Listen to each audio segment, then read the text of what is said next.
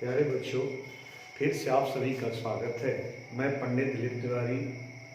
आप सभी को पिछली वीडियो में बताया था कि कैसे किसी प्रिज्म के पदार्थ का अपवर्तनांक ज्ञात किया जाता है, प्रिज्म कोण कैसे ज्ञात किया जाता है, अल्प विचलन कोण कैसे ज्ञात किया जाता है। आज हम बात करेंगे वर्ण विक्षेपण, मतलब प्रिज्म से वर्ण विक्षेपण कैसे होता है। तो आप सभी जानते हैं कि जब सूर्य की प्रकाश जो होती है किसी प्रिज्म से होकर गुजरती है तो 7 रंगों में बट जाती है। श्वेत प्रकाश मतलब सूर्य के प्रकाश, श्वेत प्रकाश का मतलब सूर्य के प्रकाश। जैसे मान लेते हैं कि ये हमारा प्रिज्म है, ये हमारा क्या है, प्रिज्म है। ए हो गया, बी हो गया और सी हो गया। अब इसमें यह है कि जब इसमें हम क्या करते हैं कि प्रकाश को डालते हैं इधर से, मतलब श्वेत प्रकाश जब पड़ रहा है, इस 7 रंगों में बढ़ जाता है। 1 2 3 4 5 6 और एक 7 हो गया। जब बढ़ता है तो देखिए बताया था कि दोनों पृष्ठों से प्रकाश करते, एक पृष्ठ अपवर्तन तो हो गया ये। अब दूसरे पृष्ठ से जो अपवर्तन होगा आपका, ये आपका है।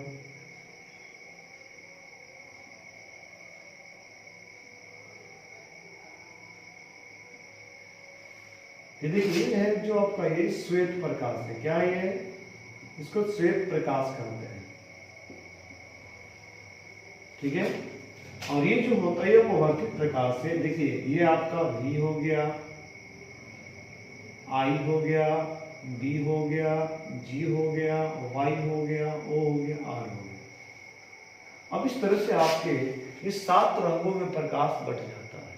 कहने का मतलब कि जब श्वेत प्रकाश को किसी प्रिज्म से गुजारा जाता है तो वह अपने अवयव, मतलब जो उसके भाग जो होते हैं 7 रंग के, उसमें बट जाता है। सबसे नीचे आपका होता है बैंगनी, फिर जामुनी, फिर नीला, फिर हरा, फिर पीला, फिर नारंगी, फिर जाकर रेड होता है। इसमें एक बात ये भी समझना है, ये रेड जो होता है इसकी जो तरंग दैर्ध्य जो होती है ये लगभग 39 नहीं, इसका जो होता है लगभग 8000 एंगस्ट्रॉम होता है। कहीं कहीं ये आपका 7800 भी देता है। लेकिन यही जो आपकी जामुनी कलर है, यहाँ का जो बैगनी जो है, इस बैगनी प्रकाश का तरंग जो होता है यह आपका या तो 3900 होगा एंगस्ट्रॉम में या 4000 एंगस्ट्रॉम होगा। अब इसी के लगभग बराबर होता है। बचे बीच वाले, इनका अलग अलग होता है। मेन हमको 2 याद रखना है कि लाल रंग के प्रकाश का जो तरंग दैर्ध्य जो होगा वो सबसे ज्यादा होगा और बैगनी रंग का तरंग दैर्ध्य सबसे कम होता है। विक्षेपण की बात आएगी कि बैगनी रंग का विक्षेपण जो होता है, यह विक्षेपण इसका सबसे ज्यादा होता है और सबसे कम विक्षेपण किसका होता है, लाल का। ये सबसे ज्यादा होगा, इसका मैक्सिमम होगा, और ये लाल रंग का विक्षेपण जो होता है क्या होता है, सबसे कम होता है। अर्थात अगर ये लाल रंग के प्रकाश को आप देखेंगे तो काफी दूर तक देख सकते हैं, लेकिन बैगनी रंग के प्रकाश को आप काफी दूर तक नहीं देख सकते हैं, क्योंकि यह बहुत कम दूरी में ही क्या हो जाता है, विक्षेपित हो जाता है। और ये लाल रंग का जो प्रकाश होता है काफी दूर तक जाता है, काफी दूर तक दिखाई देता है, क्योंकि इसका विक्षेपण सबसे कम होता है। तरंग दैर्ध्य सबसे ज्यादा, इसका तरंग दैर्ध्य सबसे कम होता है। इस तरह से आपको याद रखना है। आइए इसको हम थोड़ा लिखते हैं, देखिए आपको बताते हैं। इसका डेफिनेशन देखते हैं हम। मैंने कहा वर्ण विक्षेपण लिखा है कि श्वेत प्रकाश किरण के अपने अय रंगों की प्रकाश किरणों में विभाजित होने की घटना को वर्ण विक्षेपण कहते हैं। जैसे हमने ये प्रिज्म है हमारा, ये हम देख लीजिए आप लोग, ये प्रिज्म है। अगर ये ए है, ये बी है और ये सी है, अगर हम इसके ऊपर इधर से प्रकाश डालते हैं ये क्या होगा, 7 रंगों में बट जाएगा। 4 5 6 7 हो जाएगा। अब इसको हम करेंगे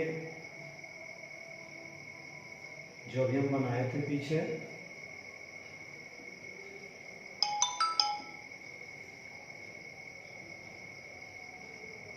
एक इसमें को मैं बीच वाले मिटा दे। देखिए ये 7 रंग में बट गया। ये आपका क्या होगा, भी, ये आई, ये बी, ये जी, ये वाई, ये ओ और ये आर। ये क्या है, ये हमारा श्वेत प्रकाश है। क्या है, श्वेत प्रकाश। ठीक है।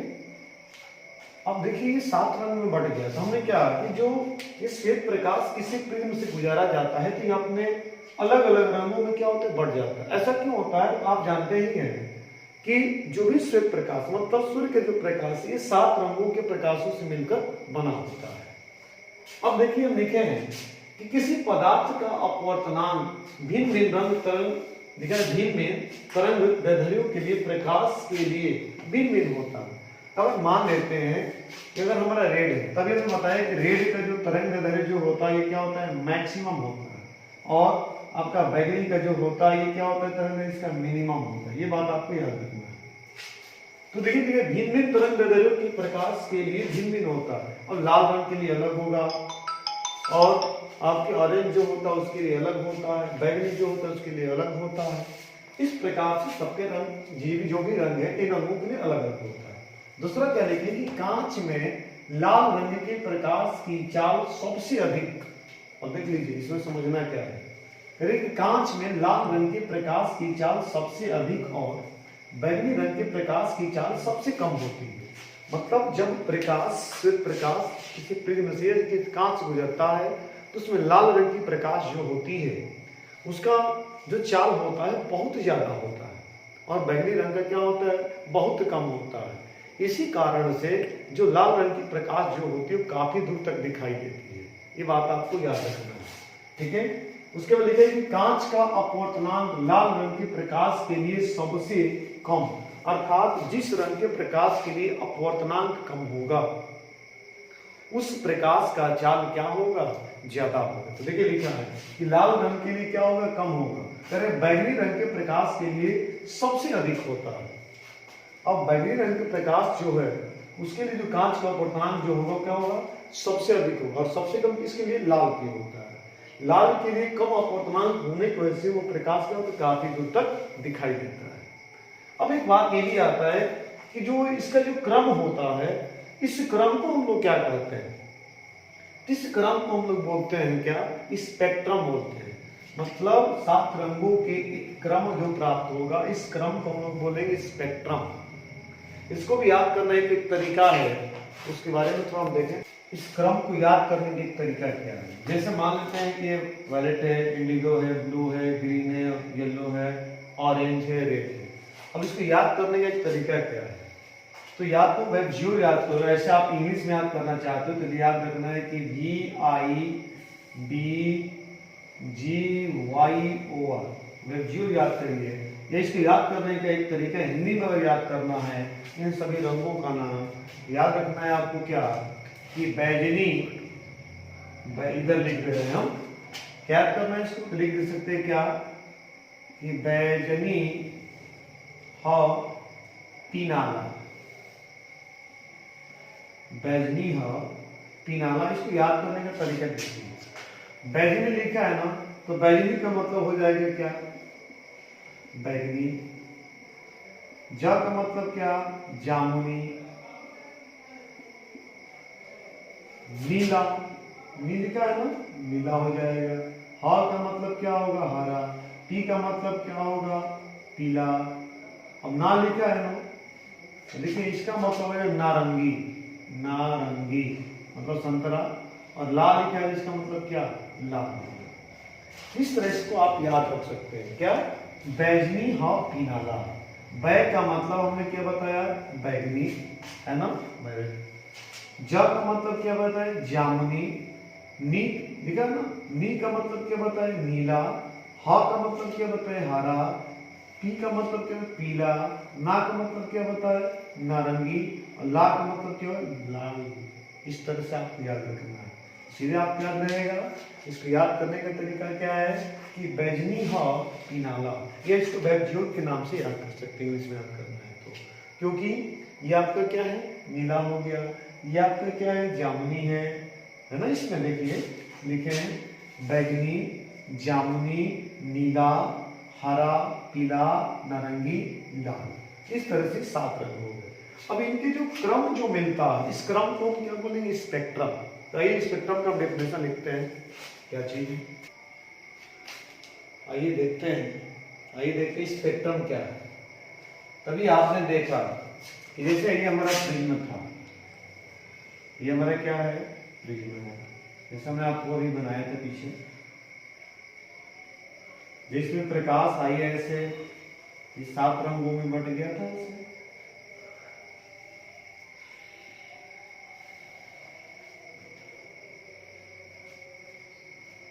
फिर यहां से इधर जाएगा,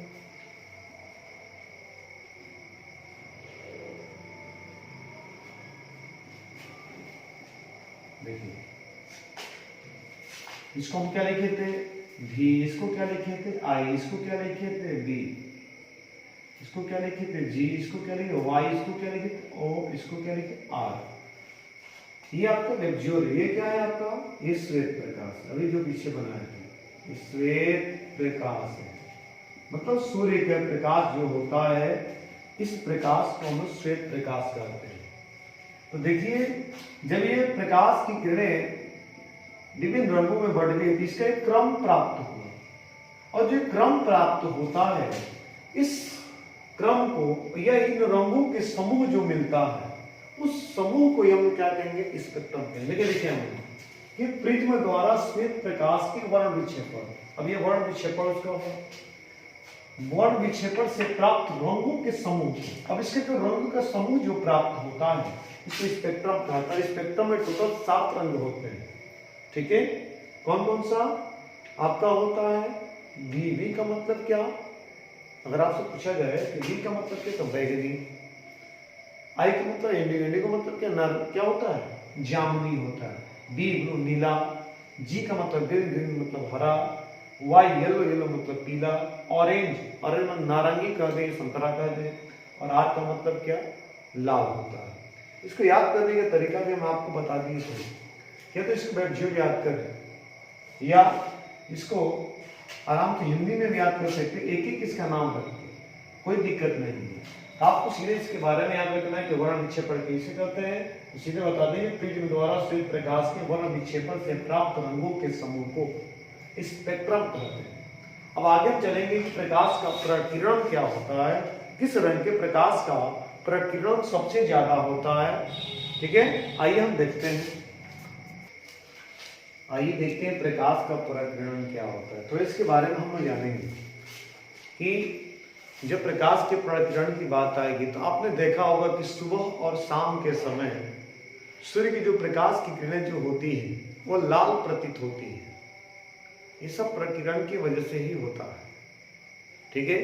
अब हम इसकी बात करेंगे कि प्रकीर्णन कहते किसे, तो आप सभी जानते हैं कि इस वायुमंडल में अनेकों छोटे छोटे कण हैं, धूल के कण हैं, कोई पृष्ठ है, तो उससे क्या होता है कि प्रकाश की किरणें जब आती है तो उसे फिर टकराकर क्या होती है परावर्तित होती है, और जब परावर्तित होती है तो वो विभिन्न दिशाओं में क्या हो जाती है फैल जाती है। फैल जाने की वजह से आपको एक अलग रंग दिखाई देता है, और जिस रंग का प्रकीर्णन जितना कम होगा उतना ही अच्छा होगा, उतना ही दिखाई देगा। आइए हम देखते हैं, हमने लिखा है कि जब सूर्य की श्वेत प्रकाश किरणें किसी खुरदरे पृष्ठ पर आपतित होती है तो परावर्तित किरणें उसी माध्यम में विभिन्न दिशाओं में विस्तृत हो जाती है। आई प्रकाश की किरणें किसी खुरदरे या किसी धूल के कण से, किसी गैस के कण से वो टकराई तो फिर वहां से क्या होगी परावर्तित, टकराने के बाद तो परावर्तित होना ही होगा। जब परावर्तित हुई तो क्या होगा कि उसी माध्यम, जिस माध्यम से आई है उसी माध्यम में विभिन्न दिशाओं में क्या होती है फैल जाती है, और इसके फैलने की जो घटना होती है उसे ही हम क्या कहेंगे प्रकाश का प्रकीर्णन कहेंगे। अब कहेंगे कि दोपहर के समय प्रकाश का प्रकीर्णन क्यों नहीं होता है। तो दोपहर के समय प्रकीर्णन इसलिए नहीं होता है क्योंकि प्रकाश की किरणें लंबवत पड़ती है, उसको कम दूरी तय करना पड़ता है। इस वजह से दोपहर के समय प्रकीर्णन की घटना कम होती है, लंबवत होने की वजह से।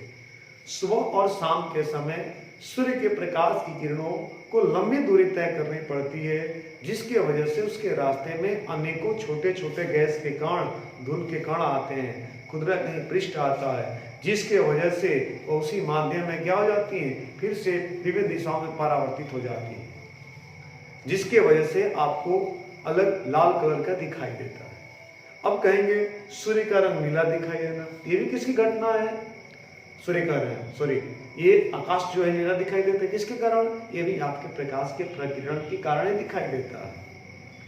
तो इस तरह से आपको याद रखना है, ठीक है।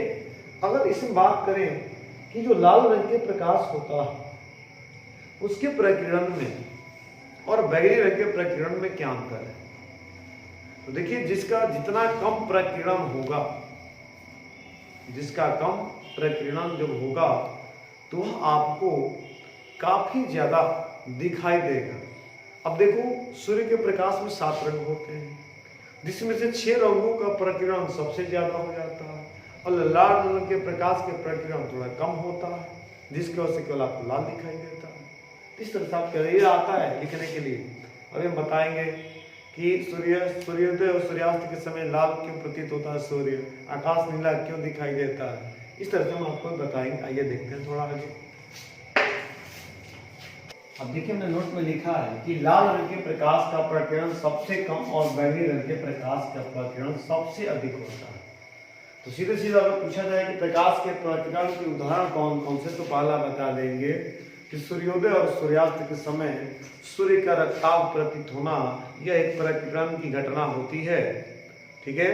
उसी तरह आकाश का रंग नीला दिखाई देना, यह भी क्या है, ये भी एक प्रकाश के प्रकीर्णन की घटना होती है, जिसके कारण आकाश का जो रंग होता है वो नीला दिखाई देता है।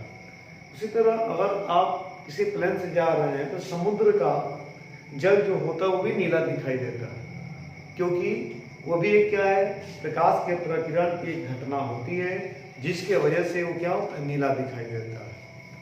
इसके अतिरिक्त आगे जब चलेंगे तो जो कुछ भी है उसके बारे में लिखना पड़ेगा कि रक्ताभ क्यों प्रतीत होता है, दोपहर में क्यों नहीं होता है, आपके आकाश नीला क्यों दिखाई देता है, समुद्र का पानी जो होता है वह आपके नीला क्यों दिखाई देता है।